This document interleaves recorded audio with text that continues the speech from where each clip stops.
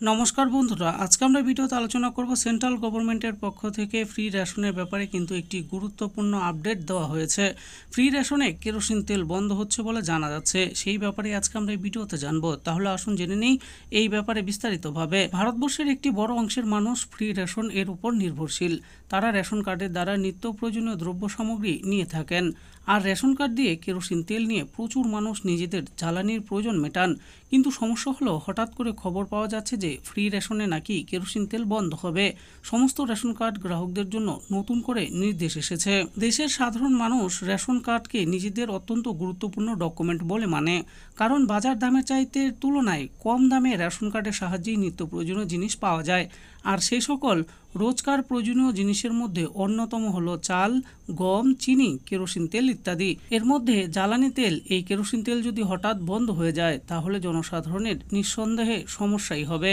আপনারও নিশ্চয়ই ration card রয়েছে, আর সেই কার্ড দিয়ে আপনিও মাসে মাসে কেরোসিন তেল তোলেন। কিন্তু হঠাৎ যদি শোনেন যে রেশনের কেরোসিন তেল বন্ধ হয়ে যাচ্ছে, তাহলে নিশ্চয়ই আপনার জন্য সেটা চিন্তার কারণ হবে। তাহলে শুনে নিন জরুরি খবর, আসলেই রেশনের কেরোসিন তেল বন্ধ হচ্ছে নাকি হচ্ছে না। রেশনের কেরোসিন তেল নিয়ে রাজ্যের নোটিশ। সূত্রের খবর, একদিকে কেরালা রেশনে কেরোসিন তেল দেওয়ার সিদ্ধান্ত নিয়েছে, ঠিক তখন কেন্দ্রীয় সরকার নোটিশ পাঠালো বাংলা সহ বিভিন্ন রাজ্যগুলির কাছে। কি বলা হয়েছে সেই নোটিশে? যা জানা যাচ্ছে, এবার নাকি রেশনে কেরোসিন তেল দেওয়া নিয়ে নতুন নীতি লাগু করলো কেন্দ্রের মোদী সরকার। খুব স্বাভাবিকভাবেই এই নতুন সিদ্ধান্তের প্রভাব পড়বে রেশন প্রাপকদের ওপর। সূত্রের খবর, ইতিমধ্যে রাজ্যগুলির কাছে এসে পৌঁছেছে পেট্রোলিয়াম মন্ত্রক থেকে একটি চিঠি। যে চিঠিতে মুখ্য সচিবদের জানানো হয়েছে, যেহেতু দূষণ সৃষ্টি হচ্ছে ও জনস্বাস্থ্য হানির সম্ভাবনা সৃষ্টি হচ্ছে, তাই রেশন প্রাপকদের আগামী দিনে আর কেরোসিন তেল দিতে মোটেও আগ্রহী নয়। কেরোসিন তেল দেওয়া তাহলে কি বন্ধ হচ্ছে? 2011 সাল থেকেই রেশনে কেরোসিন তেল দেওয়ার পক্ষে সায় ছিল না কেন্দ্রের।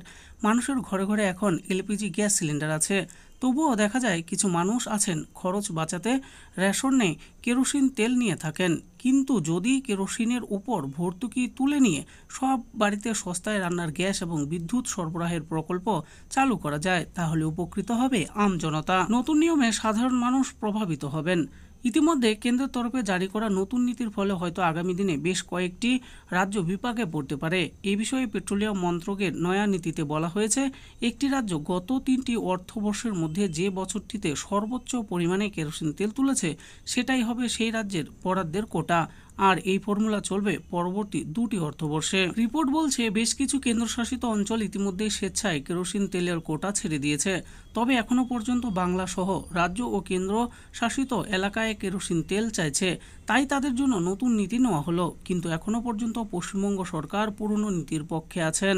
তো বন্ধুরা, দেখে নিলেন আজকে আমরা ভিডিওতে আলোচনা করলাম সেন্ট্রাল গভর্নমেন্টের পক্ষ থেকে ফ্রি রেশনের মাধ্যমে যে কেরোসিন তেল দেওয়া হতো, সেই ব্যাপারে কিন্তু নতুন নিয়ম আনতে চলেছে। সেই ব্যাপারেই আজকে এই ভিডিওতে আমি আলোচনা করেছি। আশা করি ভিডিওটি আপনাদের ভালো লেগেছে। আর এই ভিডিওটি যদি আপনাদের ভালো লেগে থাকে তাহলে অবশ্যই একটি লাইক করবেন। আরও এরকম নিত্য নতুন স্কিম ও আপডেট সম্পর্কে জানার জন্য আমাদের এই চ্যানেল বাংলার স্কিম চ্যানেলটিকে অবশ্যই সাবস্ক্রাইব করবেন। আর এই ভিডিওটি দেখার জন্য আপনাদের সকলকেই অসংখ্য ধন্যবাদ।